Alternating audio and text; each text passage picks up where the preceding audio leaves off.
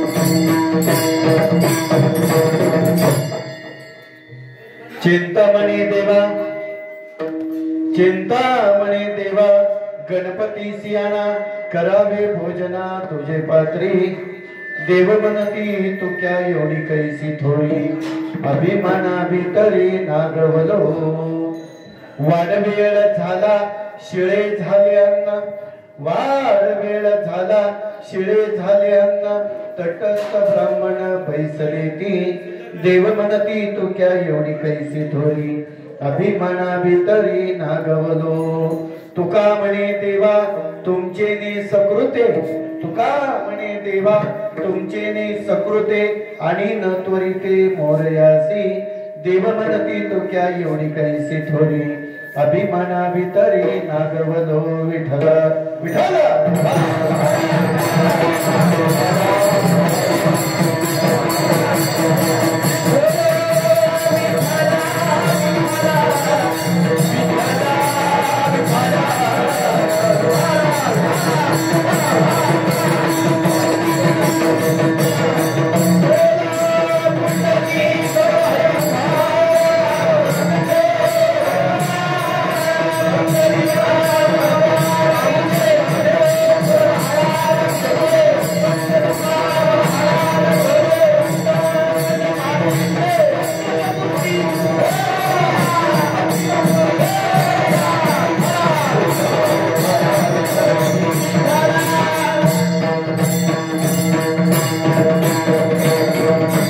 चिंतामणी देवा गणपती सियाना चिंतामणी देवा गणपती सियाना करावे भोजना तुझे पात्री देव म्हणती तो क्या एवढी कैसी थोडी अभिमाना भीतरी नागवलो नमो विठ्ठला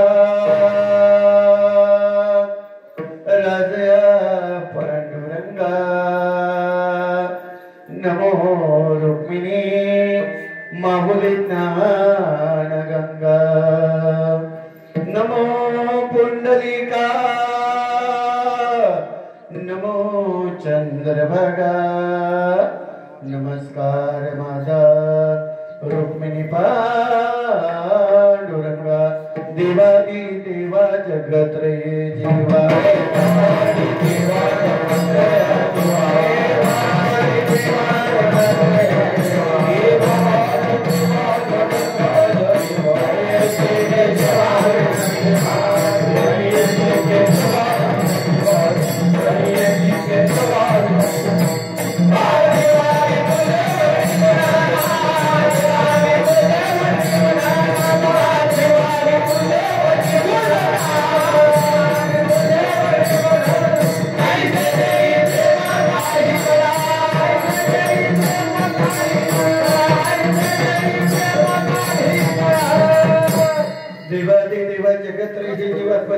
केशव विनंती माझी माझे वाणी तुझे वर्णी गुणनाम ऐसिदी प्रेमा काही कळा वसुदेव सुतम देवम कंसाचानुर्यमर्दनम देवकी परमानंदनम कृष्ण वंदे जगद्गुरु वक्रतुंड महाकाय सूर्यकोटी समप्रभा निर्विघ्नं कुरु मे देव सर्वकार्येषु सर्वदा नागेन्द्राय त्रिलोचनाय भस्मांगरागाय महेश्वराय नित्याय शुद्धाय दिगंबराय तस्मै नकराय नमः शिवाय या कुंदे तुषार धवलाय शुभ्र वस्त्रावता या वीणावर दंड मंडित कराय या श्वेत पद्मासना या ब्रह्माच्युत शंकरा प्रभुती दैवे सदा वंदिता सामा पातु सरस्वती भगवती निशेष धाडपा जयांचे केली या स्मरण होय सकल विद्येचे अधिकरण तेची वंदो श्री चरण श्री सद्गुरूंचे हात नमस्कार ओम नमो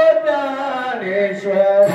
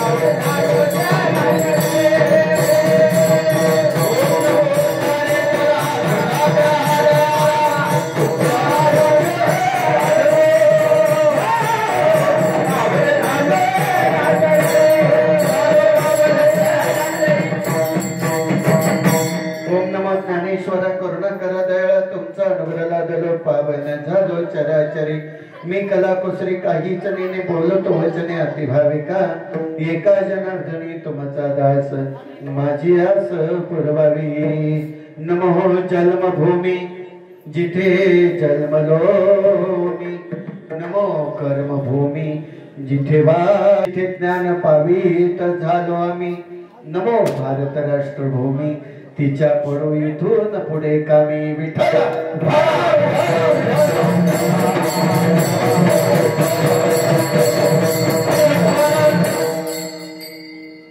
चिंतामणी देवा गणपतीसी आणा चिंतामणी देवा गणपतीसी आणा करावे भोजना तुझे पात्री वाढवे देव म्हणती तू क्या एवढी कैसी थोरी अभिमाना वितरी नागवलो सकल जीवाच्या कल्याणाकरिता निवडलेला अभंग संत श्रेष्ठ संत शिरोमणी महाराष्ट्र भूषण वैष्णव संप्रदायाचा कळस देवणीवासी जगद्गुरु तुकोबराय यांचा प्रसंगी या प्रकरणातील गाथ्यामधील अत्यंत महत्वाचा उत्कृष्ट असा 4 चरणाचा अभंग आजच्या चालू असलेल्या गणेश जयंतीच्या माध्यमातून मसळवाडी राजेवाडी या ठिकाणी सेवेकरता निवडलेला आहे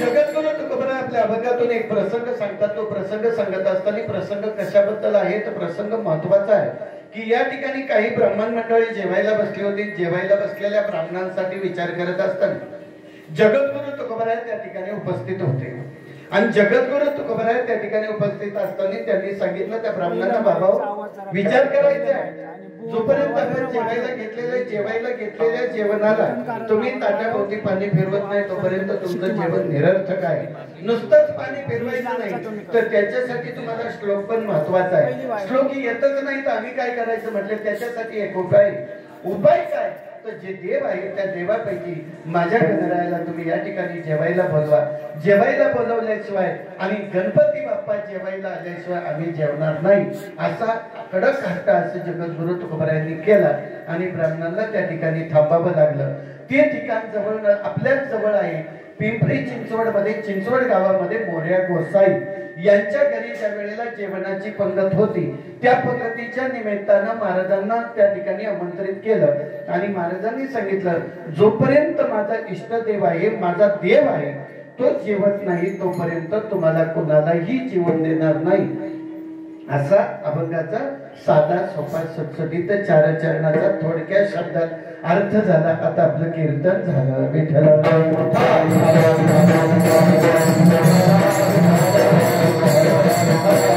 अभंगापूर्वी भावार्थ करण्या अगोदर थोडासा पर्याय देणं हे वक्त्याचं प्रधान कर्तव्य आहे एकमेकाच्या सुखदुःखामध्ये सामील होत असताना सामाजिक राजकीय धार्मिक कला क्रीडा शैक्षणिक आदी सर्व क्षेत्रातून उपस्थित असणारे सर्व मान्यवर मंडळी या पश्चिम पट्ट्यामध्ये असणारे सर्व भाविक माझे वारकरी मंडळी आंबेगाव दिंडी सोहळा असेल अधिक करून या ठिकाणी या कार्यक्रमाच्या माध्यमामध्ये ज्यांचं आज या ठिकाणी सुंदर असं आगमन झालं त्या आपल्या गावच्या विद्यमान लोकनियुक्त सरपंच शुभांगीताई साबळे त्याचबरोबर या ठिकाणी या कार्यक्रमाच्या माध्यमामध्ये आमच्या वारकऱ्यांमध्ये जर बघितलं तर या ठिकाणी भारमाळ महाराज असतील आणि त्याचबरोबर आमच्या बरोबर आलेले सेलार महाराज असतील हरिभक्त परायण युवा कीर्तनकार स्वप्नील महाराज दातखेळे असतील त्याचबरोबर शंकर महाराज साबळे आणि त्याचबरोबर पारधी महाराज वसंत पारधी आणि त्याचबरोबर आज या ठिकाणी खऱ्या अर्थाने ज्यांची साथ पद्धत आपल्याला लागली ज्यांच्यासाठी आपण हे प्रदर्शन करतो किंवा दाखवण्याचं कार्य करतो हे कार्य करण्याचं माध्यम एकच आहे की या ठिकाणी आपल्याही मुलांना अशीच आवड निवड आणि सवड निर्माण व्हावी आणि प्रत्येक मुलगा माझा वारकरी संप्रदायात जोडला जावा म्हणून या मुलांचा आदर्श म्हणून हरिभक्तपरायण वैकुंठवासी कोंडाजी बाबा ढेरे यांच्या संस्थेमधील हे सर्व विद्यार्थी आणि त्यांना सगळ्यांना वळणारा एकच मास्तर या ठिकाणी जर बघितलं तर आमचे पवार महाराज तुम्हालाही मनापासून धन्यवाद देतो जाता जाता तुम्हाला निश्चित सांगेल की तुमची पोरं इथं उभी नाहीत पण निदान दुसऱ्याची तरी आहेत त्यांच्यासाठी तरी टाळ्या वाजवायला शिका कारण टाळी वाजवावी कुणी उभारावी वाटेती चालावी पंढरीची आणि सुंदर असा प्रसंग या ठिकाणी मृदुंगमणी आपल्याला लाभले. पारस महाराज मेंढे तांबे तुमचंही मनापासून या ठिकाणी धन्यवाद देतो, कौतुकही करतो. सर्व विद्यार्थ्यांचं एकदा पुन्हा टाळ्यांच्या गजरामध्ये स्वागत करायचं. उत्कृष्ट अशी साऊंड सिस्टीम आहे. राजेवाडी गावामध्ये रात्रीपासून अखंड हरिनाम सप्ताहाला सुरुवात झालेली आहे आणि ती सर्व सुरुवात होत असताना रात्री हरिभक्त परायण लोमाजी महाराज भारमळे यांचं कीर्तन झालेलं आहे आणि या कार्यक्रमाच्या माध्यमामध्ये सुद्धा सर्वच मंडळी मान्यवर मंडळी या ठिकाणी आहे. कोलतावडे गावचे असतील, गोहे गावचे आमचे सर्व मंडळी असतील, पोखरी गावातून काही असतील, काही आजूबाजूच्या पंचक्रोशीतून आलेले सर्वच मान्यवर या ठिकाणी आहेत. मग या ठिकाणी जर पाहिलं तर ज्येष्ठ नागरिकांमध्ये ज्यांचा समावेश मोडला जातो ते आमच्या गावचे विचारवंत असणारे मारुतीधर साबळे, त्यांनाही मनापासून धन्यवाद देतो. त्याचबरोबर शिवशंभ तरुण मंडळ मसळेवाडी यांना अगदी मनापासून कोटी कोटी धन्यवाद देतो की या ठिकाणी हे कार्य जे तुम्ही चालवता हे उत्कृष्ट रीतीने चालवता. या चालवलेल्या कार्यामध्ये कधीच खंड येऊन देऊ नका एवढी तुम्हाला मी प्रार्थना करतो. हरिभक्त परायण जाधव महाराज, दादवड महाराज ते सुद्धा या ठिकाणी आहे. त्याचबरोबर आमचे साबळे ते सुद्धा या ठिकाणी आहेत. मनापासून तुम्हाला सर्वांना मनापासून धन्यवाद देतो. आमच्या ताई पण या ठिकाणी उपस्थित आहेत, त्यांनाही धन्यवाद देतो. ज्यांनी वारकरी संप्रदायाचा वारसा बसा जोडून घेतलेला आहे त्या माणसाला कीर्तनामध्ये येणं गरजेचं आहे. कारण कीर्तन चांग होय अंग परिरूप.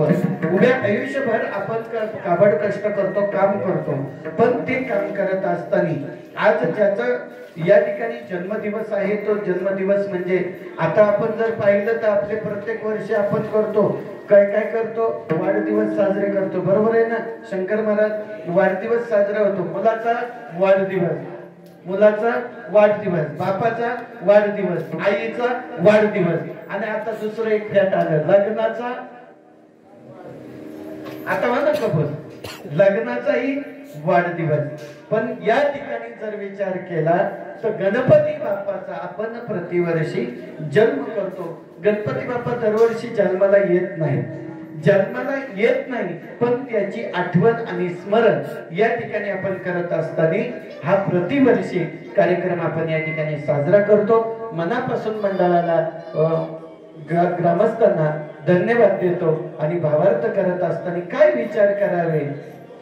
पार्वतीच्या नंदना मोरया गजानना,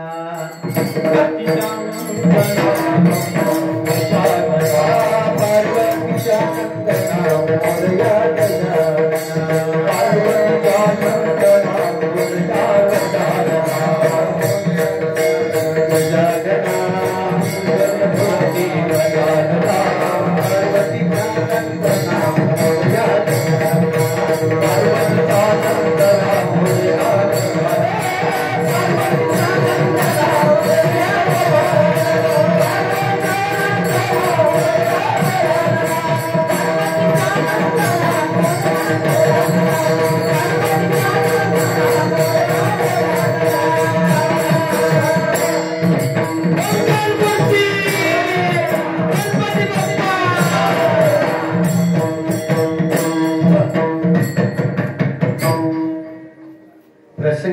अति आनंदाचा दिवस आहे. गणपती बाप्पाचा वाढदिवस आहे, गणपती बाप्पाचा जन्मदिवस आहे. पण गणपती बाप्पा आले कुठून, का आले, कसे आले हे सगळ्यांना ठाऊकच आहे. गेल्या वर्षाच्या कीर्तनामध्ये मला वाटतं या ठिकाणी त्याचं स्वरूपाचं वर्णन केलं. पण गणपती बाप्पा आल्याच्या नंतर गणपती बाप्पाला बरीचशी नाव आहेत. कोणत्याही कार्यामध्ये पहिलं सुरुवात ज्याची होते तो विघ्नहर्ता गणेश आणि विघ्नहर्ता गणेश असल्यामुळं तो गणपती बाप्पा आपल्या सर्व विघ्नांचा नाश करो आणि आपल्या जीवनामध्ये सदैव आनंद आणि प्रेम देव अशी भावना या ठिकाणी व्यक्त करतो. आणि तुम्ही सर्व संतजन गुणीजन आहात म्हणून तुमच्यासाठी काय द्यावं. मस्तक हे पायावरी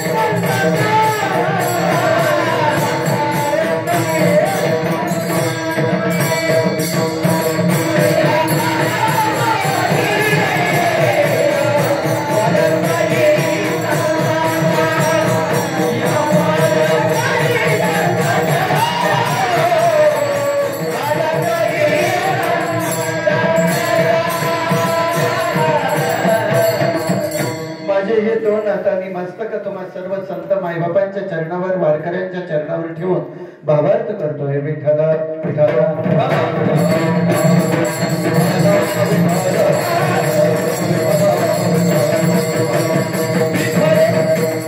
चिंतामणी देवा गणपतीची आना करावे भोजना तुझे पात्री जगद्गुरु तुकोबाराय चिंतामणी ब्राह्मणालाच सांगतात देवा आज या ठिकाणी जो समारंभ आहे जो आनंद आहे तो आनंद त्याच्या निमित्ताने केलेला आहे तो आमच्यात जेवायला आला पाहिजे असं कधी वाटतं का आपल्याला देव आपल्या जेवायला यावा अजिबात नाही पण माझ्या संतांना देव जेवायला यावा ही प्रत्येकाला आवड आहे कारण आमचा वारकरी स्वार्थी नाही निस्वार्थ आहे विचार जर केला तर आज आपण 2-3 गोष्टीमध्ये चुकलेलो आहोत आपण स्वार्थी बनलेलो आहोत काय स्वार्थी झालो आपण कशात स्वार्थी झालो प्रत्येक माणसाला स्वार्थच वाटतो ना हीच भावी माझी आस जन्मजन्मी भगवान परमात्म्याच्या चरणावरती जगद्गुरु तुकोबाराया विनंती करतात देवा अरे काही नको फक्त मी तुझा दास झालो पाहिजे तुझ्या जवळ आलो पाहिजे आणि तुझ्या जवळ आल्याच्या नंतर मी ज्या ज्या वेळेला तुला हाक मारेन त्या त्या वेळेला तू आलाच पाहिजे म्हणून विचार करायचा महाराज मग या चिंतामणी देवाच्या बाबतीमध्ये जसं जगद्गुरु तुकोबारायांनी सांगितलं माझा देव येत नाही तोपर्यंत जेवायला देणार नाही विठ्ठला विठ्ठला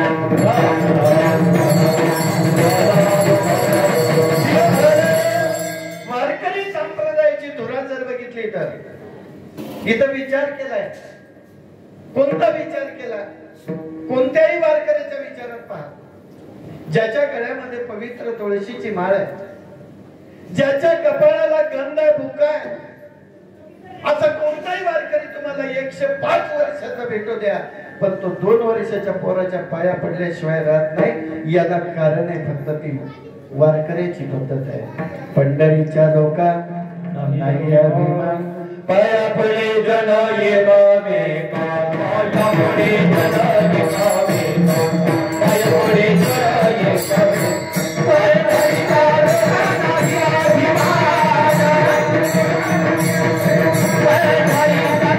पंढरीच्या लोका नाही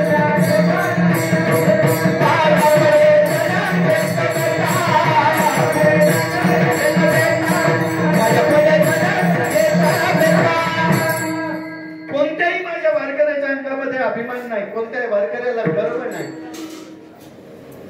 गर्व कुणाला आहे संसारामध्ये राहणारा अजून गर्व कुणाला आहे राक्षस वृत्तीनं वागणाऱ्याला पण तुम्ही म्हणाल काय राक्षस वृत्तीनं याचा विचार जर केला तर हा बाबा काही सामान्य वाटला का तुम्हाला हा सुद्धा राक्षसच आहे याचं मूळ नाव आहे तो गजासूर गजासूर राक्षसानं भगवान शिवाची तपस्या केली पण तपस्या करत असताना तिकडली मंडळी हळू बोला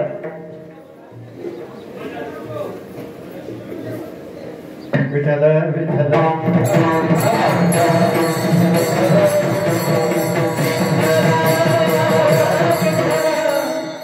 राक्षसाने तपस्या करावी तपस्या किती करावी तपस्येला सुद्धा मर्यादा आहे 12 वर्ष केलं जातं त्याला एकदाच एक 12 वर्ष जो जप केला जातो त्याला एक तप पूर्ण म्हणतात आणि मग अशी किती तप तयार होतात याचा विचार नाही आणि या गजासुराने एका गुफेमध्ये बसून तपस्या केली तपस्या कशाची करावी भगवान शिवाची आराधना केली कारण का तर भगवान शिव हा सर्वांचा भोळा देव आहे कसा भोळा आहे महाराज गोड वर्णन करतात। शिवभोळा चक्रवर्ती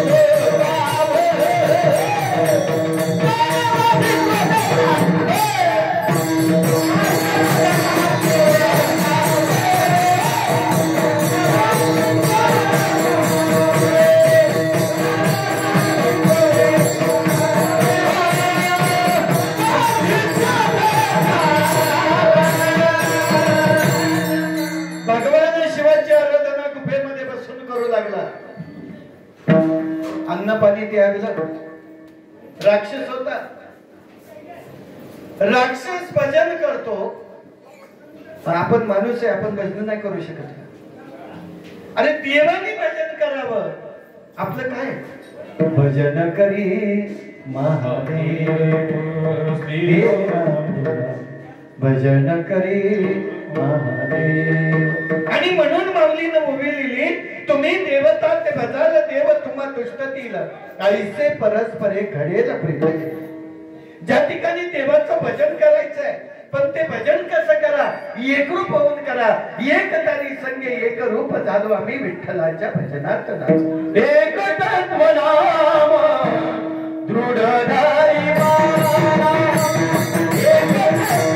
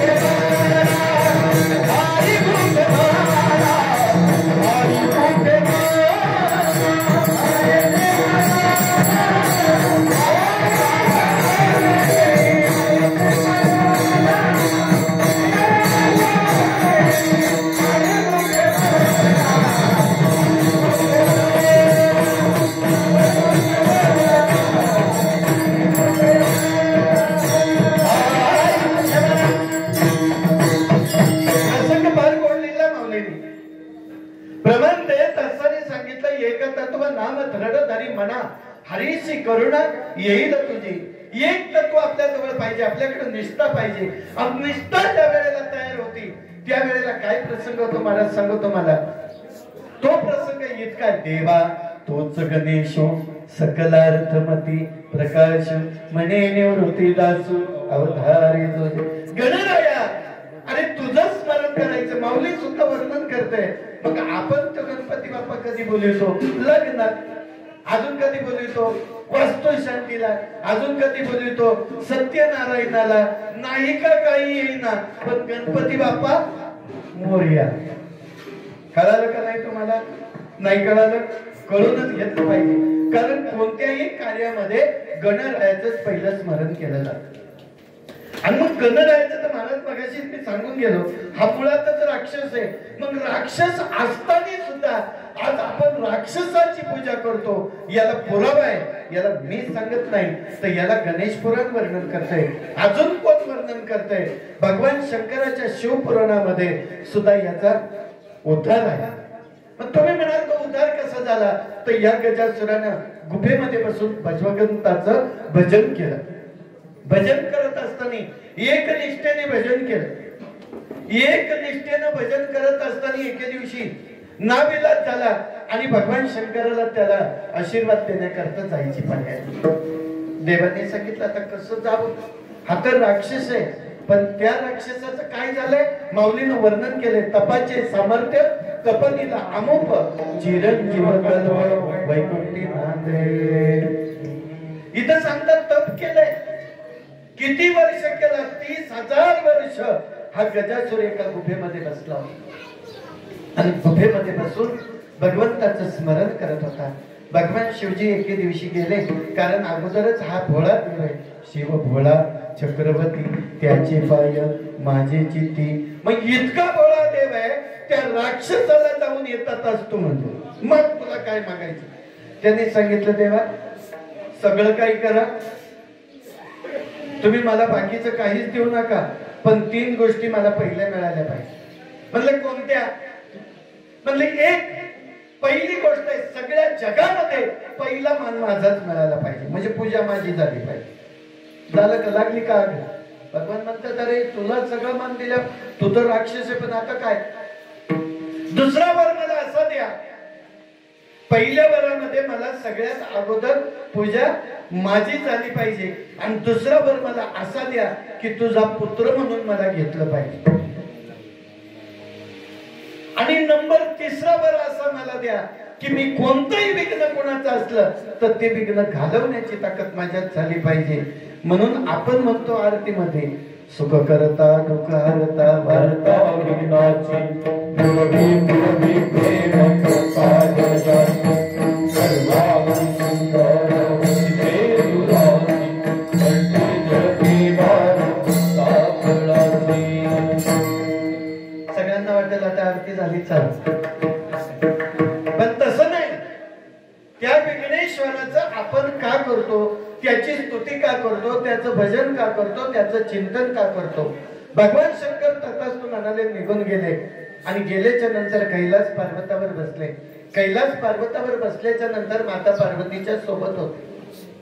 माता पार्वतीच्या सोबत असताना माता पार्वतीने आई साहेबांना चिमटा काढला. नाहीतरी तुमच्या तुम्हाला चिमटा काढता येतच ना का? नाही काढली, काढलाच ना चिमटा. तेव्हा म्हणल्यावर राक्षसाला वर दिला, आता कसं व्हायचं? म्हणले देवी जो माझा भक्त आहे, जो माझा लाडका आहे, त्याच्यासाठी मला उभं राहावंच लागतं. याचं कारण देत असताना जगद्गुरु तुकोबाराया लिहितात भक्ताला के पाया पाशी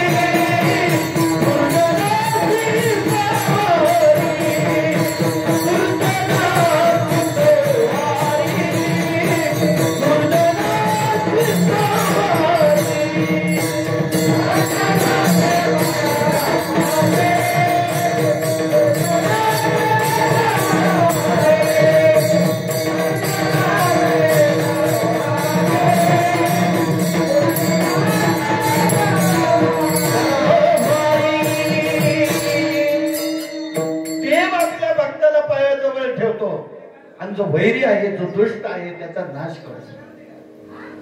कितीतरी दैत्यांना मारलं, कितीतरी दुष्टांना मारलं. पार्वती आई साहेबांना ते खपलंच नाही. ते म्हणले देवा तुमचे भक्त म्हणून तुम्ही त्यांना अत्यंत आदराने प्रेमाने घेतलं जवळ, आणि प्रेमाने घेतल्याच्या नंतर आता काय करायचं? तुम्ही त्यांना वर देऊन टाकलं, आता कसं करणार? आणि मग तो योग जेव्हा जुळून येईल त्याच वेळेला मी तुझा उद्धार करीन, तोपर्यंत करणार नाही. आणि म्हणून माझ्या पार्वती आई साहेबांना अंगाची मळी काढली आणि त्याचा गण तयार केला, आणि तो गण दरवाजामध्ये राखणाला ठेवला. राखणाला ठेवल्याच्या नंतर भगवान शंकर आले, त्रिशूळाने त्याचा वध केला. त्या गजासूर नावाच्या राक्षसाचं मुंडकं कुठं सापडल याचा विचार करत असताना पार्वती आई साहेबांनी रुद्रावतार धारण केला. सर्व मंगल मांगल्ये शिवे सर्वार्थ साधिके शरण्ये त्र्यंबके गौरी नारायणी नमोस्तुते. नमो देवे महादेवे शिवाय सतत नमः. नमो प्रकृते भद्राय नियता प्राणत स्नेहना. आई साहेब निघाल्या. आपला मुलगा म्हणून त्या ठिकाणी त्यांनी ठेवला. पण भगवान शंकराचे गण आले आणि गणाने सांगितलं, बाबा हो आता मात्र त्या ठिकाणी जायचंय मला, पण हा दारामध्ये पाहिल्याच्या नंतर हा प्रत्येक जणांसंग युद्धच करू लागला. कोणाचा मुलगा होता? मुलगा कोणाचा होता? आता तरी आहेत नाही तर तुम्ही? पार्वती आई साहेबांचा. कारण अंगाच्या मळीपासून बनवलेला तो गणपती होता का? गण होता, गण होता. आणि तो गण का तयार करावा लागला? तर याचं कारण आहे, पार्वती आई साहेब भगवान शिवाला म्हणाले, देवा अहो तुमच्याकडे एवढे सगळे गण आहेत, मग माझ्या कसं एक तरी राखण नको का? सगळ्या दाशात आमच्या सगळ्या पाया जाऊ काय घेता? राक्षसांचा सुळसुळाट आहे, तुम्ही कोणाला वर देता? त्यांनी सांगितलं काही हरकत नाही. आणि ओंकारापासून गणेशाची निर्मिती केली. निर्मिती केल्याच्या नंतर तो राखण राहिला. राखण राहिल्यावर काय झालं? भगवान शंकर आले, पण यांनी मात्र त्यांच्याशी युद्ध करण्याचा प्रयत्न केला. तेव्हा पार्वती आई साहेब मात्र अंतःकरणामध्ये म्हणत होते, आता बाहेर जो आलेला आहे तो मात्र याच्याशी वध केल्याशिवाय राहणार नाही, पण वध करेल तर आता काय करावं? म्हणून पार्वती आई साहेब आतून तर बाहेर पळत येऊ शकत नव्हत्या. तोपर्यंत भगवान शिवानं त्रिशूळानं त्याचा शिरछेद केला. मुंडकं तुटलं आणि ते ध्रुव जाळाला जाऊन अडकलं. अशा ठिकाणी अडकलं का ते पुन्हा खाली येत नाही. म्हणून गेलेला माणूस पुन्हा माघारी येत नाही. आणि मृत्यू पुढे उभा आहे का कल्पंतीची पायी परी आजची होई सावध जो विठ्ठल विठ्ठल.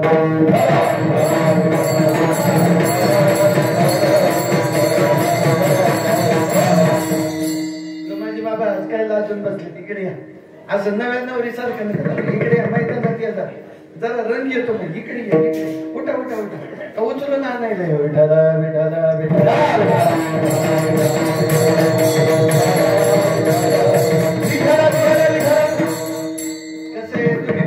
मंडळी. आमचं काय घेता?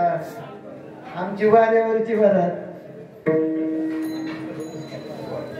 आमचं असं आहे का ज्या गावात जाऊ तेच गाव आमचं. तसं तुमचं नाही, तुम्ही बांधून घेतलेले. आमचं नाही ना तसं. का शंकर महाराज बरोबर आहे का नाही? विठाला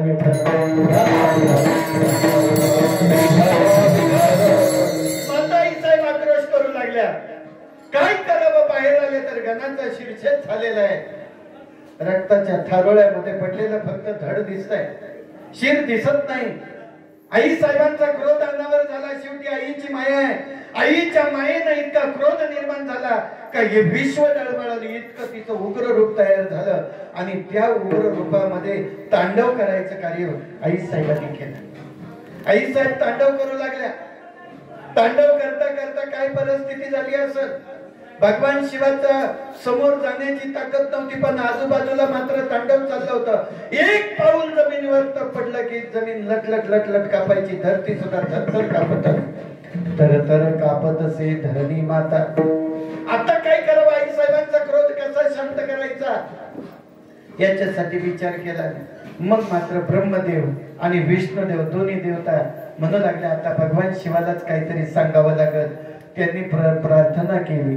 कैलास राणा शिवचंद्र मोळी फणींद्र माता उडी जळाली कारण सिंधो भवतो प्रहारे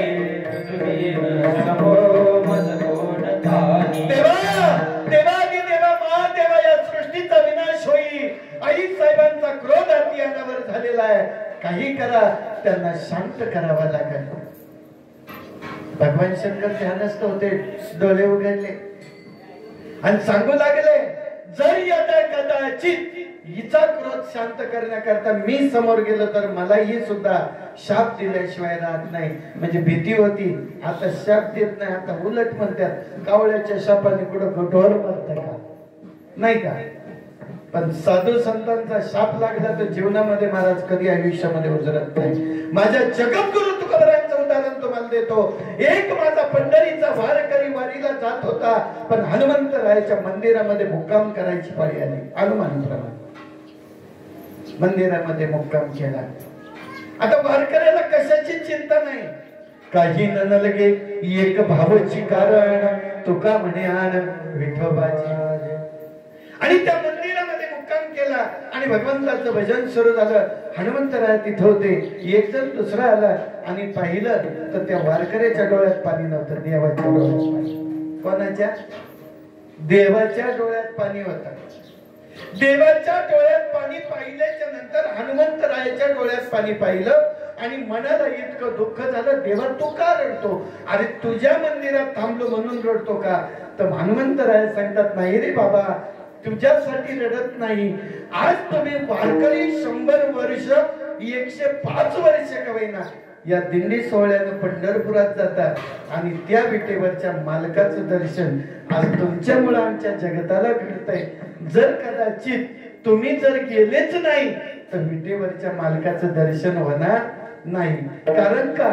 विटेवरचा मालक फक्त कोणासाठी येतो? वारकऱ्यांसाठी येतो. म्हणून म्हणले त्याच्यासाठी रडतो रे बाबा. आता काय करायचं? सांगितलं, देवा जोपर्यंत मी कितीही प्रयत्न केला तरी माझ्या अगोदर जो पहिला वारीत येतो ना तो आल्याशिवाय आमचं महत्व नाही. कोण होता तो पहिल्या वारीत येणारा? महाराज प्रभू कोण होता?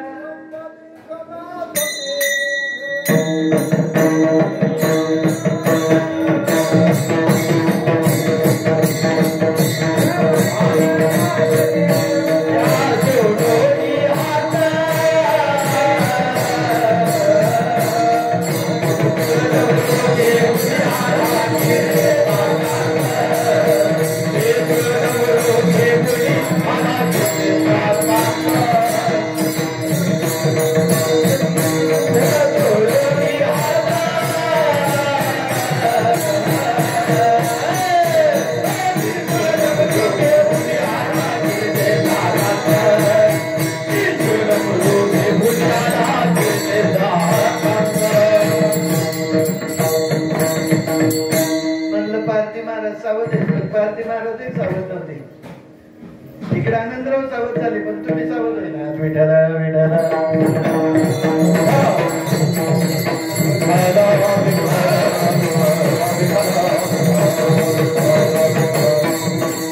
प्रसंग आहे का?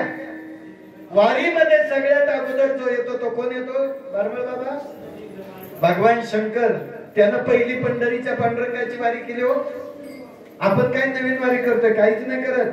देवानी देवाची वारी केली तर आपण कोण आहे? या विश्वाचा मालक ज्याने हे सूत्र तयार केलं तो भगवान शंकर. तो सुद्धा वारीला जातोय पंढरीच्या पांडुरंगाला. मग आपण सुद्धा शंकर महाराज गेलंच पाहिजे ना. आषाढी कार्तिकी विसरू नका माझं सांगत असे गुज पांडुरंग. अजून दुसरी एक वारी आमच्यामध्ये एक वारी आहे माझ्या निवृत्तीनाथ दादाची. याचं कारण काय? आदिनाथ गुरु सकळ सिद्धांचा मचिंद्र तयाचा मुख्य शिष्य. प्रसंग इतका आहे. हनुमंतरायाच्या डोळ्यातले अश्रू पाहिले आणि माझ्या जगद्गुरु तुकोबरायांच्या मुखात एक सुंदर वाक्य बाहेर पडलं.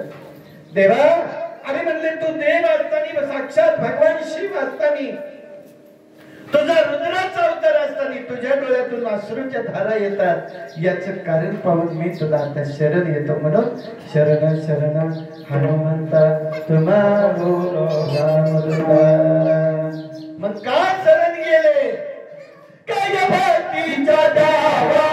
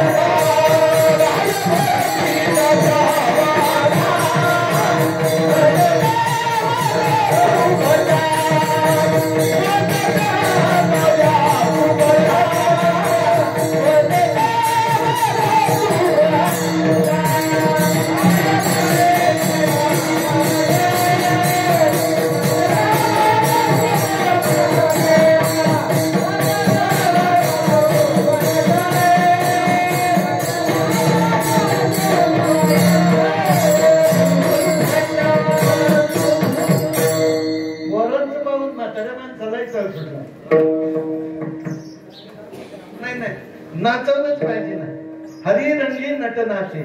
आपण सगळं ते जर वडीत बसलं तर एकाही प्रमाणात मग आपल्याला यांना काहीच सांगता यायचं नाही. पण प्रसंग आहे थोडीस ब्रेक लावा. काय प्रसंग काय सांगत होतो की नाचायचं, पण कुठं नाचायचं? कीर्तनामध्ये नाचलं पाहिजे. नाचू कीर्तनाचे नाही ज्ञानदीप दारू जगी.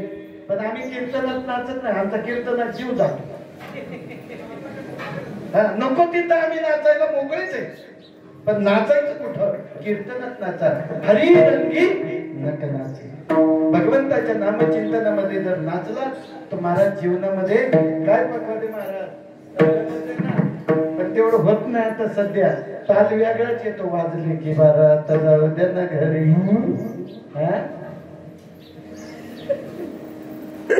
प्रसंग आहे ना.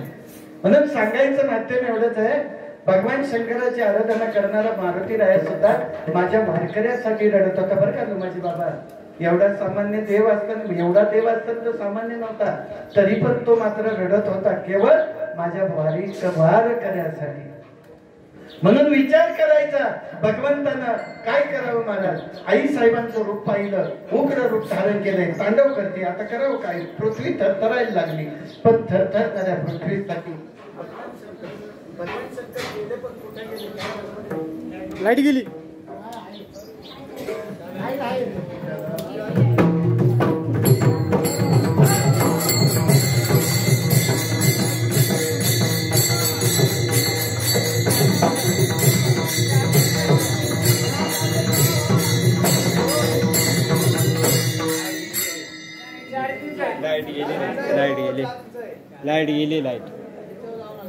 लाईट गेली.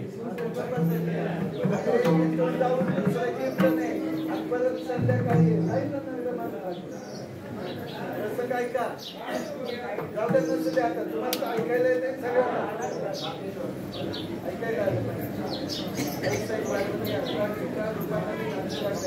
गर्दी चर्चा करू लागली.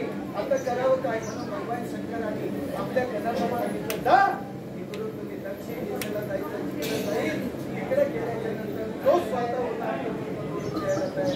त्याचं मुलगा सोडून आणायचं. बरंच माणसं कापायचं. आता बरंच माणसं कापायचं.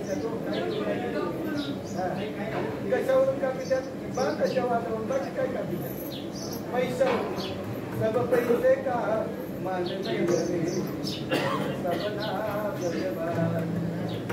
अरे कंचा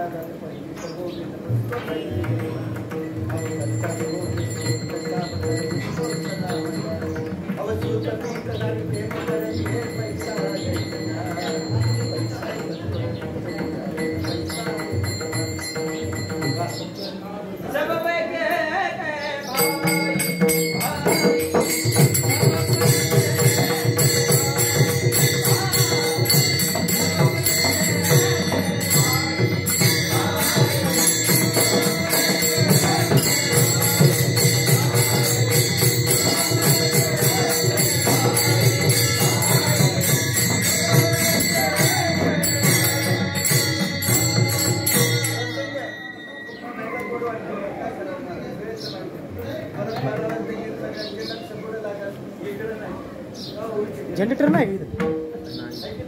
जनरेटर आणायला पाहिजे ना. तरी कीर्तनात कसं करणार?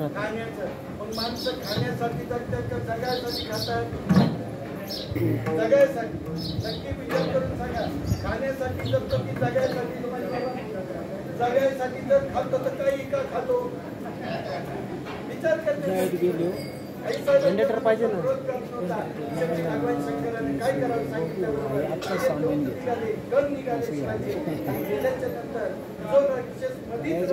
कीर्तनाचं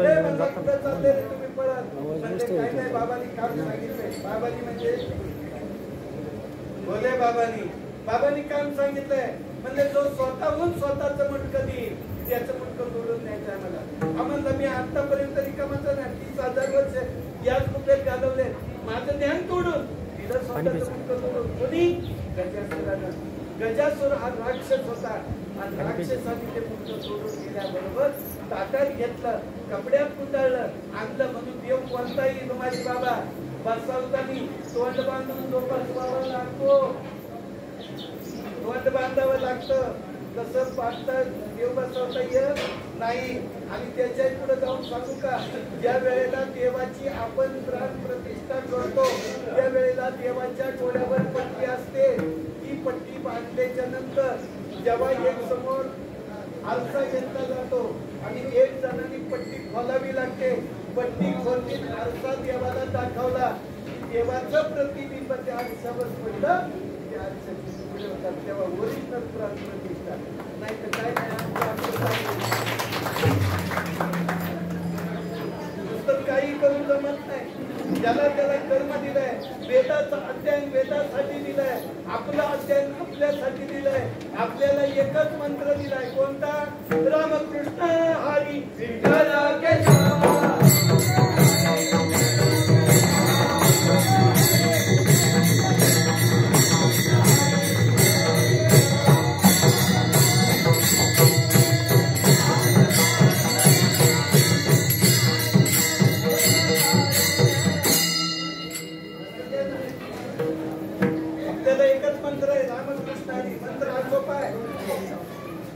या सोप्या मंत्राचं सुद्धा अध्ययन आम्हाला होत नाही.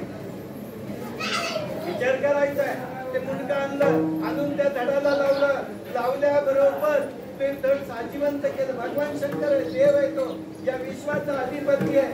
ते जिवंत झाल्याबरोबर त्या मुलानं पहिल्यांदा आवाज दिला, मम्मी.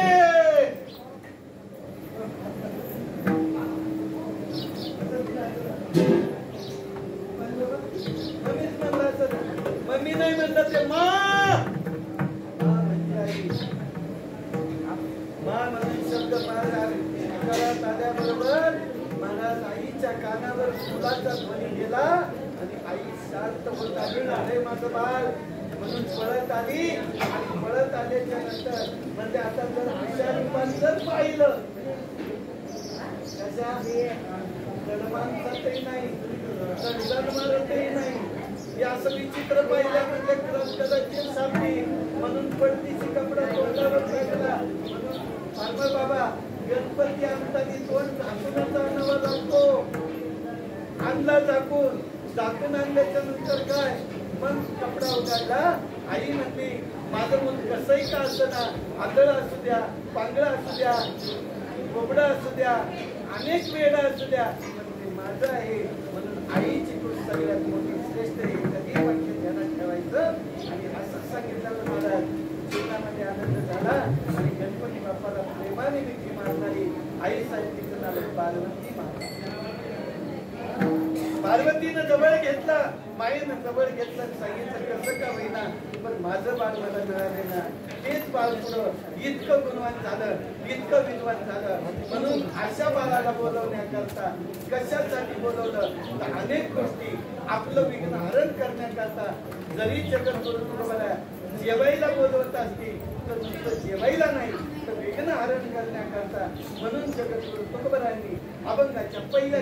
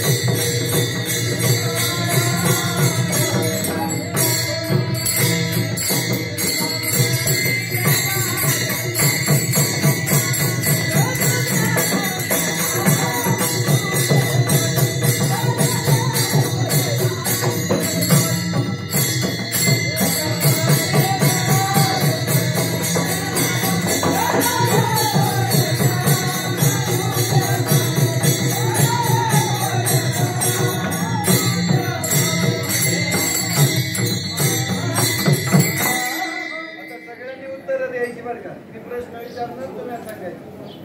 आणि जर तुम्हाला सांगता आलं तर कीर्तन करा, नाही त्या डोक्यावर वाहून गेलं आहे का नाही. जर जवळच आहे मी पण गेलं तरी हरकत नाही. पण ऐका, सगळ्या देवांना वाहन आहे, सगळ्या देवांना वाहन आहे. आपल्याला वाहन आहे, गाडी आहे, मोटरसायकल आहे, फटफटी आहे, काय काय असेल ते, बरोबर तुम्हाला. आपल्यालाही वाहन आहे, बिना वाहनाचं आपण नाही. आणि नसल काही वाहन दुसरं सापडलं तर बाहेर तरी. आता ऐका, जर याच्यामध्ये विचार केला तर कार्तिक स्वामीचं वाहन काय आहे? मोर. वा, कार्तिक स्वामीचं वाहन मोर, खंडोबाचं वाहन घोडा आणि भैरवनाथाचं वाहन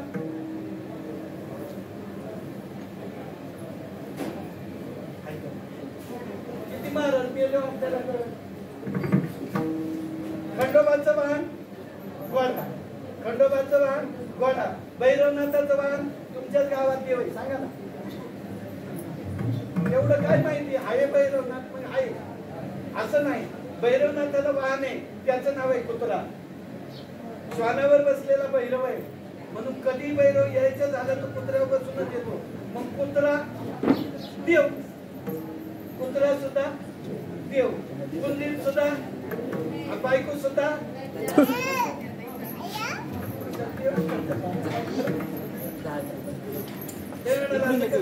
थोडस विनोद करावा वाटला म्हणून केला.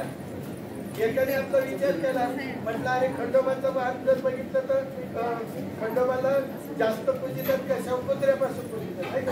कुत्रा आपल्या जीवाचा प्यारा, म्हणून कुत्र्याला त्यांनी सांभाळलं, रोज त्याची पूजा सुरू. कुत्र्याची पूजा करता एक दिवशी महाराज काय झालं असेल, म्हणजे जसं गणपतीचं वाहन काय आहे? उंदीर. गणपतीचं वाहन उंदीर. सगळ्या देवांना वाहन होती, पण या बाबत नव्हतं. यांनी फार युक्ती चालवली, तेव्हा याचंही वाहन काय झालं? उंदीर. उंदीर हा कोण आहे? राक्षस आहे. मूषकासूर त्याचं नाव. बाकी विनोद सोडून दिला काय, दृष्टांनी काढून टाकला, माफ करा का सांगू. एकाने विचार केला, उंदीर हा गणपतीचं वाहन आहे, मग देवासमोर त्याला पुजलं पाहिजे, रोज हळद कुंकू घ्यायचं आणि पूजा करायची. उंदीर सामान्य वाटलं का तुम्हाला? उंदराचं काम आहे चोऱ्या करणं. उंदराचं काम चोरी करायचं. पण चोरी करायची, चोरी करून आपलं पोट भरायचं, असं चोरी करणारा जो उंदीर आहे, त्या उंदराचा विचार एकाने केला, मला चोरी का करू नये, पण कमीत कमी देवाचं वाहन आहे, मग त्याची पूजा केली. कशासाठी पूजा केली? जर याची पूजा केली तर गणपती बाप्पा आपल्याला भेटत. एक दिवशी मांजरीनं आपला विचार केला, ते डबल करू तर ती शिवडी टाकल्याबरोबर गणपती बाप्पाचा वाहन एका मिनिटात गेलं आतमध्ये. ते बसत झालं. अरे म्हणला बोक्याने उतराला खालं, म्हणजे त्याच्यापेक्षा तो मोठा आहे. मग म्हणजे आता बोक्यालाच आपण देव मानू. मग देव मानायला बोक्याला गेला. आता बोका हा कुठला देव आहे? तर म्हणजे काशी. भाऊ म्हणजे काशी. म्हणजे आता त्या मांजर गेल्यावर तुम्ही सगळेच म्हणतात मांजर मांजर, मुळातच काशी कोण आहे? मांजर आहे. मग आता काशी, मग तिथं काशीचं दर्शन होईल, विश्वनाथ आपल्याला भेटेल. म्हणून यांनी मांजराची पूजा, मांजराची पूजा करता करता एक दिवस पूजा करतोय, मस्त गळ्यात हार घातले, चांगलं मोठं कुत्र तिकडे पाहत होतं. अरे वा, माझ्या पुढं तो घासमाट चाललाय काय? हा म्हणला फक्त जशी मुली टाकली तसं एका मिनिटात मांजर फक्त केलं. मांजर किती उंचावून घ्यायचा? 4 मिनिटात घ्यायचा. पण ते पायावर उभं राहते, ते पायावर उभं राहते. नाही तर आपल्यातली गंमत पाहणं, आपल्याला कुठून नाही द्यायचा, आडवं तिडवं पडल्याशिवाय राहत नाही. मग आता विचार करायचा, मांजराला खाल्लं पाणी. एका दिवशी काळ्या पिशवीमध्ये बाबांनी सुद्धा काढलं, नाव नाही घेत. आणल्याच्या नंतर ते ठेवलं कवर. एवढ्यामध्ये पाहिलं, विचार केला, कुत्र्याने कारभार गेल्याबरोबर बायकोनं पाहिलं, म्हणजे याने गेले का थांब आता, म्हणजे याचा विचारच करते. चांगली मोठी काठी घेतली आणि कुत्र्याला मोठ गेला. अरे रे रे, एवढं मारलं की केव केव केव केव करीत गावाच्या बाहेर पळालं. म्हणजे आता याला सोडून जमायचं नाही. परत येतो एकटीकडे बघते. आता तिचा रुद्र अवतार झाला का नाही? तिचा अवतार पार्वतीचाच झाला. हा म्हणला माझी बायको देवापेक्षा श्रेष्ठ आहे. बायकोची पूजा. म्हणून मी मागाशी म्हणलं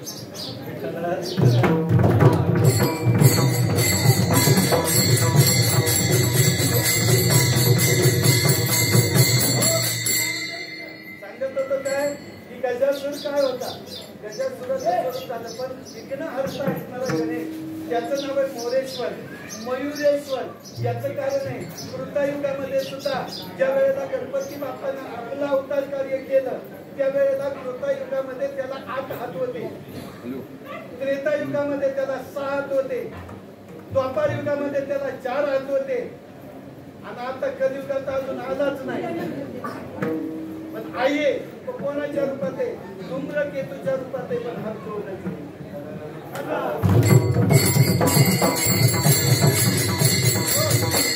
गणपती बाप्पा विचार करायला लागले. म्हणजे आता एके दिवशी काय झालं? आई साहेब 2 जण बसले आणि 2 जणांचा विचार चालल्याच्या नंतर एक भक्त या मूषकासुराची जी पत्नी होती तिचं नाव सुमेधी. लक्षपूर्वक ऐका आजोबाजी बाबा, फार खोली इतिहास आहे. मूषकासुराची पत्नी तिचं नाव सुमेधी राक्षसीन होती, पण पूजा मात्र आई पार्वतीची करीत. आई पार्वतीची पूजा करत असताना आता काय करावं अशी पूजा भरपूर मोठ्या प्रमाणात करतात. पण तिनं तिच्याकडे फक्त एकच वाक्य मागितलं, आई तुला द्यायचंच आहे ना तर फक्त एकच दे, माझं सौभाग्य मला माझा मालक कधीच मिळालाच नाही. आणि पार्वती आई साहेब त्या भोळ्या रूपामध्ये तिच्या भक्तीला प्रसन्न झाली. तिला तथास्तु म्हणाली. भगवान शंकराजवळ गेली, बसल्याच्या नंतर म्हणजे देवी तू जे कार्य केलं ना ते अति विचित्र केलं. तू राक्षसाला वर दिला का त्याला मरण नाही, पण तुझं वाक्य कधी हेच जाणार नाही. मग ठीक आहे म्हटले.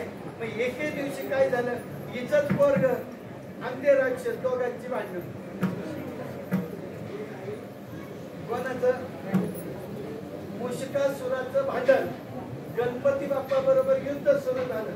अनेक प्रकारची सगळी कारणं केली. का सांगतोय हा दृष्टांत?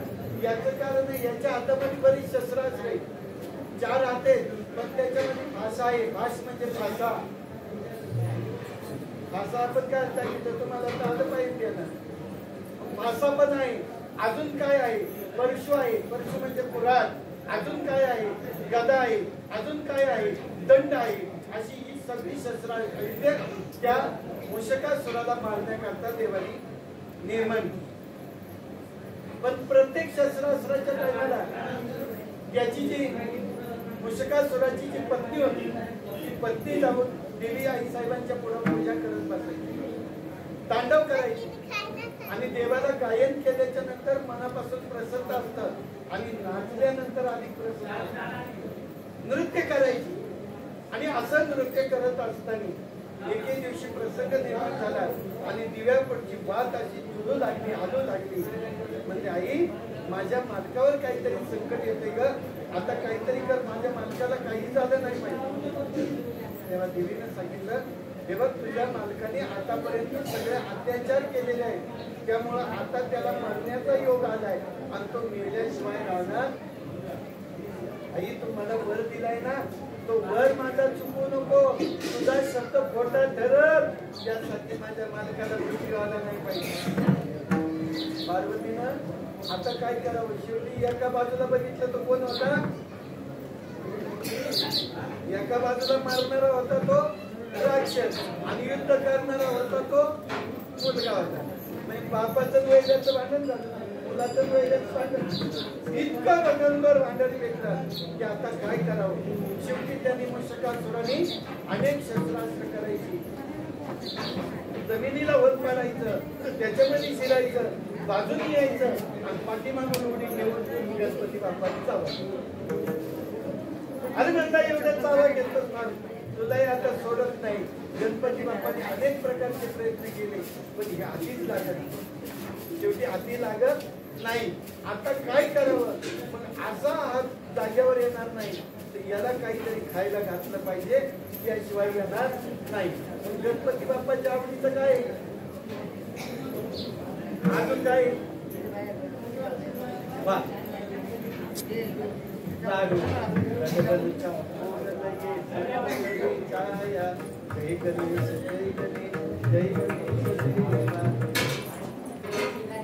लाईट गेली का? झालं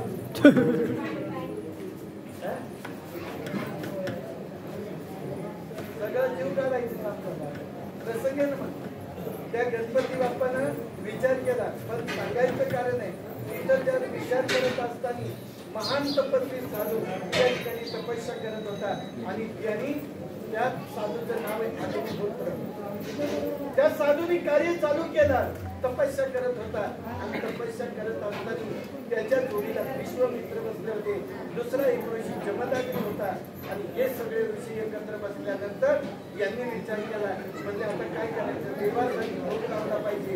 अनेक प्रकारचे पदार्थ केले होते, कुणालाच खाऊन द्यायचं नाही. मग आता काय करायचं, ऋषीचा यज्ञ पूर्ण होत आला आणि आता पुढं आपल्याला नैवेद्य द्यायचा आहे, भोग लावायचा आहे.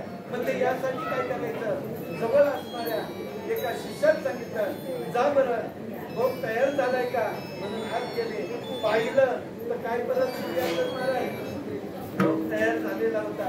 त्यांनी सांगितलं जा, कारण पाकशाला बनवणारा कोण आहे, आचारी. पाकशाळेमध्ये असणारा भोग लावण्याकरता पुढे गेलं, पण पुढे गेल्याच्या नंतर पाहिलं तर पाकशाळेत येऊन सांगितलं, गुरुजी सगळं तयार झालेलं आहे, मग आता भोगाची थाळी घेऊन येऊ का, म्हणजे तयार करून आणा. पाहिलं आज मध्ये गेलो, त्यावेळेला दरवाजा उघडला, आज ते यज्ञ जागेवर आहे, सांडून नाहीतरी आपल्याकडे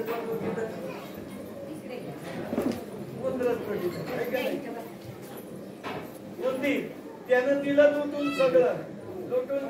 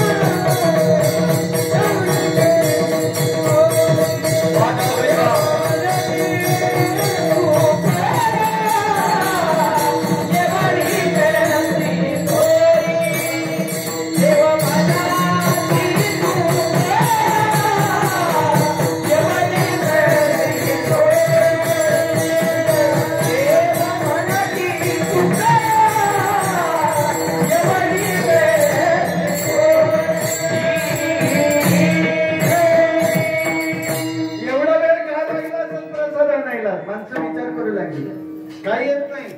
आता तुम्ही म्हणाले असं का करायला लागले, तुम्ही वेळेचं भान ठेवून सगळे जागच्या जागेवरच आणलं. म्हणून दुसऱ्या चरणामध्ये उत्तर केलं, वाढ वेळ झाला आता उभा नका करू, आता उभा करायचा वेळ वेगळा, याच्यात वेगळं कारण आहे. वाढ वेळ झाला, शिळे झाले अन्न, असा प्रसंग आहे. बरोबर आहे बाबा, प्रसंग तिकडे जोडायचा नसतो, प्रसंग ऐका. मग नैवेद्य येत नाही, आता काय करावं?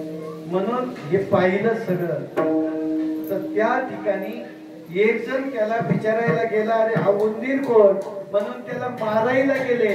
त्या उंदराने अशी लात मारली महाराज, इतकं लांब पाठवलं, इतकं लांब पाठवलं का 2.5 कोस लांब जाऊन पडलं. आता नीट राहिला असेल का तो पाकशाळेतला माणूस? त्याने आराधना केली, गणपती बाप्पा आता काही करा, आम्हाला वाचवा. म्हणले ठीक आहे. पण त्या यज्ञामध्ये या उंदराने जाऊन अनेक प्रकारच्या खोडी केल्या, सगळं काही खाल्लं. जी यज्ञशाळा होती त्याला सुद्धा अग्नी लावून दिला. यज्ञशाळा जळून राख झाली, भस्म झाली. आता काय करावं? मग गणपती बाप्पाची आराधना करणारे ऋषी होते, त्या ऋषीनं विनंती केली. गणपती बाप्पा राखणाला गेले, म्हणले आता खुशाल तुम्ही अगदी कार्य करा, मी विघ्नहर्ता आहे, मी या ठिकाणी तुमचं रक्षण करेन. आनंद वाटला. मग आता काय? पुन्हा यज्ञ सुरू झाला, पुन्हा पाकशाला सुरू झाली, पुन्हा अनेक प्रकारचे पदार्थ बनवले. जेवणासाठी पाहिजे ना, कोणतंही कार्य झालं तर खायला मिळालं. कारण पंढरीचा पांडुरंग असू द्या अथवा कोणताही देव असू द्या, आपल्या भक्ताला उपाशी राहून देत. मला सांगा ना, आता अनुभव असेल तर मला सांगा ना, गेलते का नाही वारीमध्ये? वारी आहे का कमी? आहे का? म्हणून मी गेल्या वर्षी म्हटलं होतं, एकदा जर माझ्या 2 संतांचं नाव घेतलं ना, 2च संतांचं नाव घ्या बस. आणि कोणतेही वारकरी माझा कोणताही माझ्या ज्ञानोबा तुकाराम, नुसतं ज्ञानोबा तुकाराम म्हणलं तरी संध्याकाळी गुलाबजाम, कमीच नाही. है की नाही? एवढी ताकद कशात आहे? नामामध्ये. म्हणून एक तत्व नाम दृढ जरी मनान हरीशी करुणा येईल तुझी. गणपती बाप्पाचं राखण करायचं ठरवलं आणि हे चोरून आलं. चोरून आलं म्हणजे आता हा मारल्याशिवाय राहणार नाही. यांनी जमिनीत उडी घातली, जमिनीत गेलं आणि आतून बरोबर पाकशालेपाशी वर निघालं. म्हणून उंदीर काय करतो? हे खालून वर निघालं आणि वर गेल्याच्या नंतर आतमध्ये आता प्रसाद खायचा. तोपर्यंत गणपती बाप्पानं आपला फासा म्हणजे रस्सी टाकली आणि त्याला माग ओढलं. अरे म्हणला लबाडा, चोरून इकडं आतमध्ये चाललाय. म्हणला चोरून खाणं हा माझा धर्म आहे, चोरून खाणं हे माझा धर्म आहे. म्हणून उंदीर सगळ्यांच्या समोर कधी खात, लक्षात घ्या. आणि जसं याला ओढलं माग, ओढल्याच्या नंतर हे युद्ध गणपती बाप्पाशी करू लागलं. तोपर्यंत सगळी यज्ञशाळा स्थिर मध्ये चालली होती. या असणाऱ्या मूषकासुरानं मडकी जवळ होती, मडक आता राक्षस असतो त्याला काय करायचंय, उच्चारलं मडक तसंच यज्ञामध्ये टाकलं, यज्ञ विजला.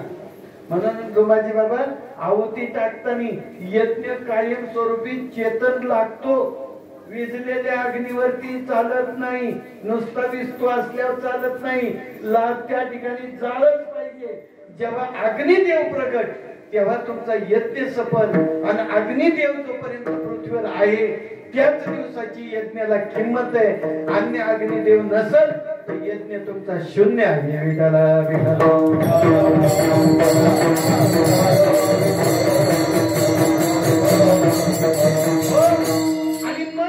गणपती बाप्पानं सगळ्यांचं राखण केलं.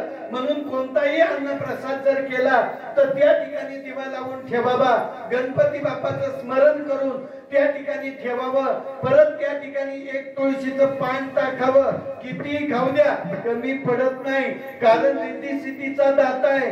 त्याला 2 पोरे, शुभ आणि लाभ, 2 बायका आहेत, रिद्धी आणि सिद्धी, आणि ती एकटच. पाहणं एवढा सगळा कारभार. मग हे गणपती बाप्पा काही कमी वाटले का?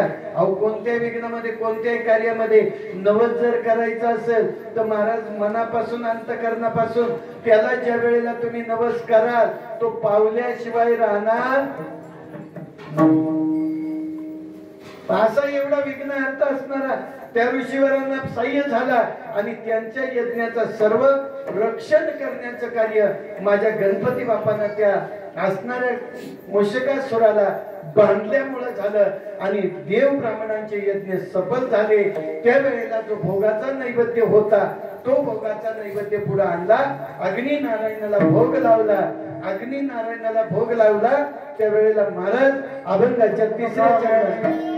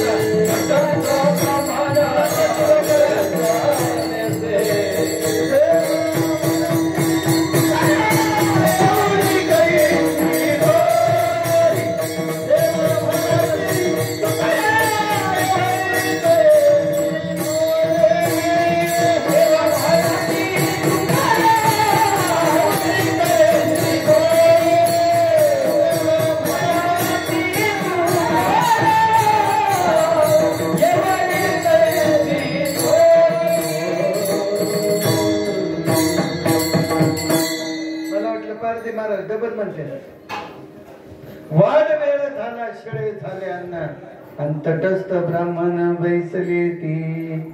ऋषी मुनींनी एवढं गणपती बाप्पाचं स्वागत केलं.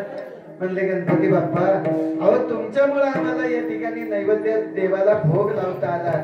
नाही तर हा जो लागलेला मूषकासुर होता हा राक्षस होता ना याने आमच्या अनेक वेळेला यज्ञामध्ये विघ्न आणून ठेवली. पण आता याला सावर आवर घालण्याचं काम तुमच्या हातात आहे. मग गणपती बाप्पांनी त्याला रशीनं बांधला म्हणजे फासा टाकला आणि फासा टाकून तो गणपती बाप्पाला त्या मूषकासुराला आवरलं आणि देव ब्राह्मणांचा यज्ञ सफल झाला. फुलं वाटा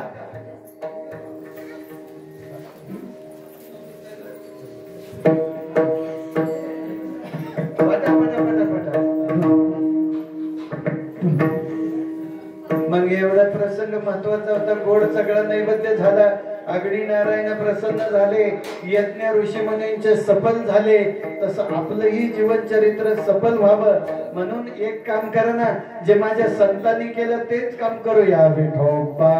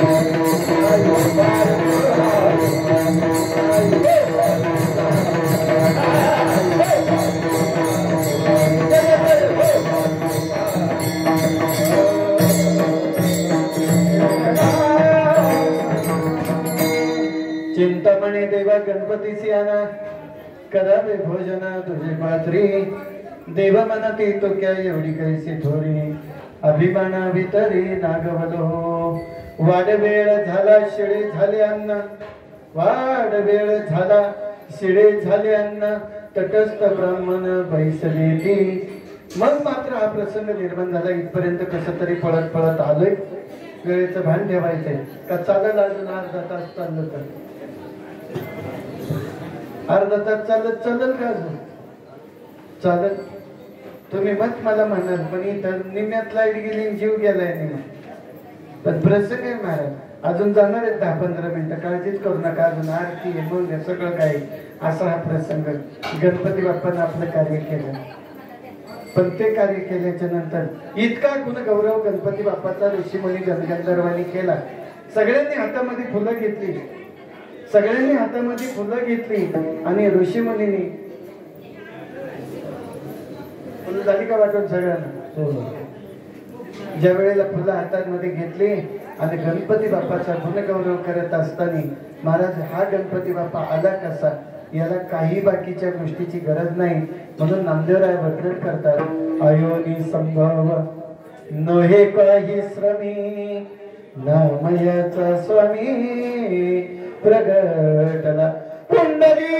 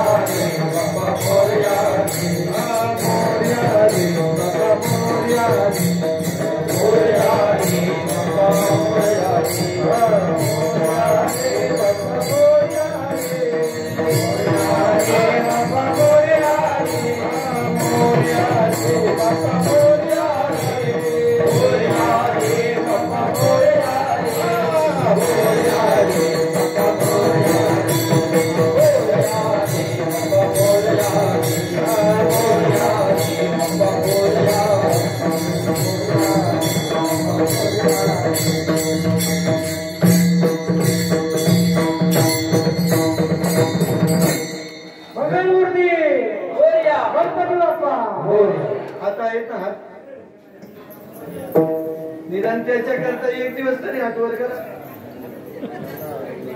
आहे का नाही रोज त्याच्या पुढे येऊन डोकं तिथं नाही कोणी पण कमीत कमी त्याच्या करता आजच्या दिवस तरी मंगलमूर्ती गणपती बाप्पा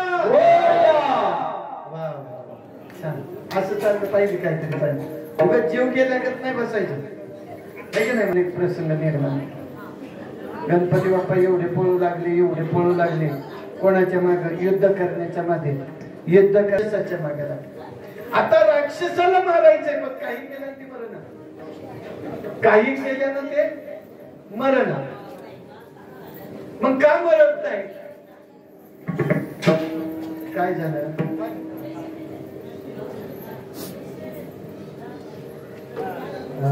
असं झालं का विठाला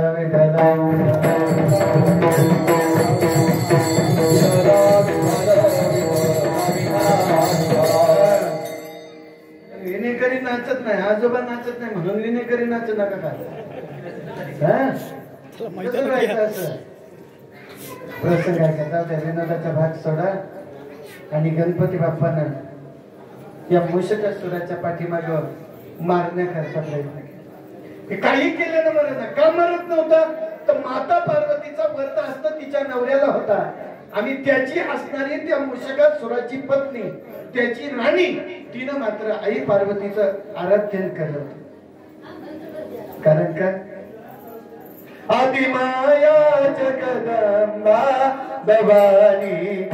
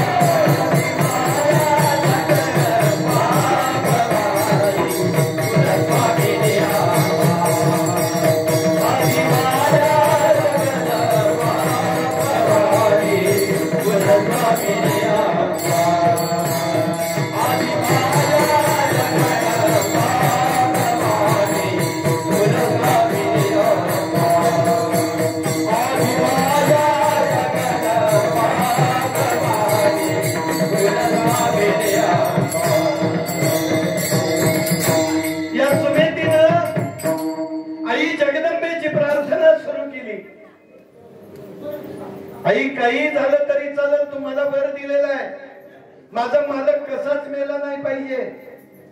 त्यावेळेला माता पार्वतीला प्रश्न निर्माण व्हायचा, माझा मुलगा त्याच्याशी युद्ध करतोय. एका बाजूला बघितलं तर माझा मुलगा आहे, दुसऱ्या बाजूला बघितलं तर तिच्या भक्ताचा मालक आहे. काय करावं, पेचात पडलं सगळं. नाविलाज झाला. शेवटी त्यांनी आपल्या अंगाभोवती कवच केलं. देवांची शस्त्रास्त्र लपवलेली गणपती बाप्पावर सोडली. अनेक प्रकारचं घनघोर युद्ध सुरू झालं. पण नाग भाषा मात्र हा कोणाकडे होता तर गणपती बाप्पाकडे होता. गणपती बाप्पानं विचार केला, अरे सगळी शस्त्रास्त्र वापरतोय, याला काहीच होत नाही, याला भानगड काय, याला कोण वाचवतोय. म्हणून गणपती बाप्पानं ध्यानस्थ होऊन पाहिलं तर तिथं मात्र रक्षण करती कोण आहे, आईच आहे. आईनं काय करावं, आपल्या हातातली बांगडी काढली. बांगडी, ती बांगडी काढली. आता बांगड्यात राहायचं नाही तर कोणाला सांगायचं काय, प्रमाण आहे ना त्याला. की हातातली बांगडी काढली, त्याला कंकण म्हटलं गेलंय आणि ते कंकण फेकलं आणि मर्षकासुराचं रक्षण झालं. कोणत्याही प्रकारचं शस्त्र टाकलं तर गणपती बाप्पाला जात नव्हतं. काय करावं आता, परी कष्ट झाल्या. शेवटी आपला दात तुटला होता, तो दात घेतला, दात फेकला. दात मागे लागल्याच्या नंतर तो मूषकासुर पळू लागला. पण आई साहेबांनी कंकण फेकलं, बांगडी टाकली आणि त्या मूषकासुराचं रक्षण केलं. त्यावेळेला गणपती बाप्पा म्हणतात, आई तुला हे कळत नाही का, अगं मी तुझा मुलगा आहे, मी तुझा मुलगा आहे, पण तुझ्या मुलाच्या समोर शत्रू आहे, तो राक्षस आहे, पण त्याला का वाचवते. त्यावेळेला सांगितलं, बाळ मी माझ्या मुखातनं गेलेलं वाक्य, हा जो मिळालेला वर, त्याच्यामध्ये त्याचं रक्षण करीन म्हणून त्याच्या बायकोला वर दिलता. म्हणजे वा, आई पण आता मारावं लागेल. भगवान शंकर बोलू लागले, नाही देवी तुला एक तुझं कवच काढून घ्यावं लागलं. तर त्यावेळेला ती आई साहेब मात्र कोणाला म्हणाली, देवा अहो तुम्ही भोळेपणामध्ये अनेक राक्षसांना वर दिलं आणि तोच पूर्वीचा असणारा गजासूर तोच तुमचा मुलगा झाला, तोच तुमचा मुलगा झाला. मग मी एका राक्षसाची पत्नी सौभाग्यवती ठेवण्यामध्ये कार्य केलं, याच्यात काय अवघड आहे. अनेकांनी आई जगदंबेची प्रार्थना केली आणि विनवणी केल्याच्या नंतर शेवटी मूषकासुराला मारण्याकरता गणपती बाप्पा धावले. पण ते हे मरतच नव्हतं, कारण कायम त्याला वरद असता होता, मरण नाही. मग आता करायचं काय, शेवटी गणपती बाप्पा वरती गेले, वरून उडी टाकली आणि पाठीवर बसले. जसे पाठीवर बसले तसं हे खाली कानायला लागलं, अरे एवढा बोजा पडलाच कसा, हा कुठून आला. तेव्हा पाहिलं म्हणजे अरे हे तर पोरग माया पाठीवर बसले, पण याचं वजन एवढं का, म्हणून त्याचा विचार केला आणि तोपर्यंत भाषा टाकला आणि भाषा टाकून पुढे चालायला लागलं. म्हणले देवा फक्त एक करा, मला मारू नका, मला वरदास्त काहीतरी द्या. म्हणले काय वर देऊ तुला. म्हणले आतापर्यंत मला कोणत्याच प्रतीचं वाहन नाही, निदान तुम्ही माझे वाहन व्हाल का. म्हणला तुमचा एवढा बोज मी नेणार कसा. त्यावेळेला त्यांनी सांगितलं तू आता काही नाही, अजून 10-20 मिनिटं जाऊ दे, सगळा बोजा हलका झाल्याशिवाय राहणार नाही, फक्त तू होणार का नाही. त्यांनी वचन दिलं, मी आयुष्यभर तुझं वाहन म्हणून काम करीन, पण मला वाचव. आणि मग वाचवलं. त्यावेळेला जगद्गुरु तुकोबारायांचं प्रतिपादन फार वेगळं आहे. तुका म्हणे देवा, तुका म्हणे देवा, तुका म्हणे देवा,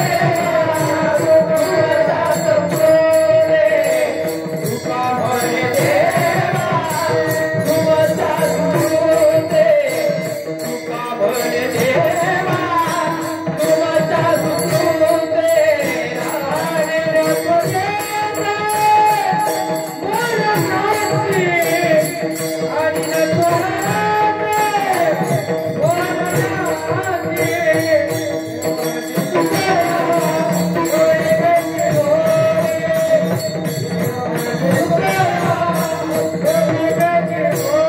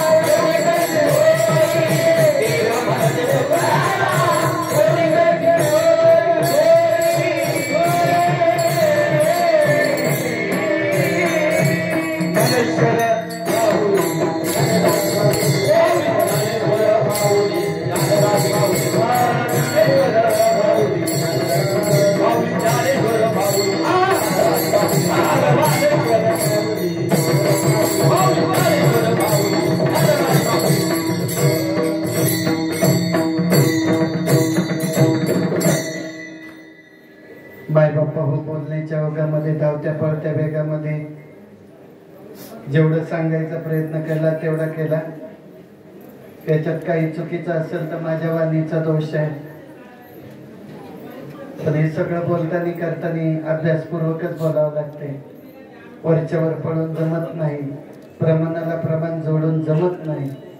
संस्थेची पद्धत वेगळी असते, आपली पद्धत वेगळी असते. पण आपण जसं जाईल तसं रगडण्याचा प्रयत्न नक्कीच करतो. पण या ठिकाणी प्रसंग आज पाहत असताना सुंदर असं आयोजन नियोजन केलं. मग त्याच्यामध्ये ग्रामस्थ असतील, मसळवाडीचे सगळं तरुण मंडळ असेल, माता भगिनी असतील, मुंबई मंडळ, नोकर वर्ग मंडळ या ठिकाणी मोठ्या औत्सुक्याने कार्य करतात. आणि या कार्यक्रमाच्या माध्यमामध्ये पांडुरंगदादा साबळे सुद्धा या ठिकाणी उपस्थित आहे. गावच्या विद्यमान सरपंच आहेत, ग्रामपंचायत सदस्य मंडळी आहेत, उपसरपंचही आहेत, आदी करून सर्व मंडळी या ठिकाणी आहे. उत्कृष्ट असे मुलांनी या ठिकाणी पखवाज वाजवला. त्यांनाही एकदा टाळ्यांच्या गजरामध्ये सर्वांनी स्वागत करायचं. ही छोटी छोटी मुलं आपल्या या ठिकाणी येऊन कार्य करतात, त्यांच्या करता एकदा टाळ्या वाजवा. आणि विशेष करून म्हणजे आजोबाला सांगायचं घरी गेल्यावर शिकवा, पावल्या खेळायला शिकवायचं. कळलं का? तेवढं आजोबाला काम करायचं. हा असं नुसतं तू उभं राहायचं नाही. मग तसं उभं कोणी राहील, तू शिकला पाहिजे. विना घेऊन नाचायचं कसं, उड्या मारायच्या कशा, आहे की नाही, हे सगळं शिकायलाच पाहिजे. म्हणून मनापासून सगळ्यांना धन्यवाद देतो. राजू भारमळ असतील, त्याचबरोबर शेलार महाराज असतील, स्वप्नील महाराज असतील, आमचे शंकर महाराज असतील साबळे, त्याचबरोबर त्या ठिकाणी वसंत महाराज पारधी असतील, लुमाजी बाबा भारमळ असतील, ही सर्व मंडळी या ठिकाणी वारकरी संप्रदायाला जोडलेली आहे. मनापासून अंतकरणापासून प्रेम करून या ठिकाणी उपस्थित राहतात. आणि या ठिकाणी आता पंढरीनाथ गबाले सुद्धा या ठिकाणी उपस्थित झालेले आहे. त्यांनाही धन्यवाद देतो. आणि ग्रामस्थांना, वस्तीकरांना सर्वांना धन्यवाद देऊन झालेली सेवा भगवंताच्या चरणी, तुम्हा सर्व संत मायबापांच्या चरणी समर्पित करत असताना थोडस एक दोन शब्द तुमच्या पुढे ठेवतो. यानंतर पूर्णांक होईल. पूर्णांक झाल्याच्या नंतर आरती होईल. आरती झाली कि मग नंतर याची सोय होईल. त्यामुळे किंबहुना तुमचे केले धर्म कीर्तन हे सिद्धी गेले येते माझे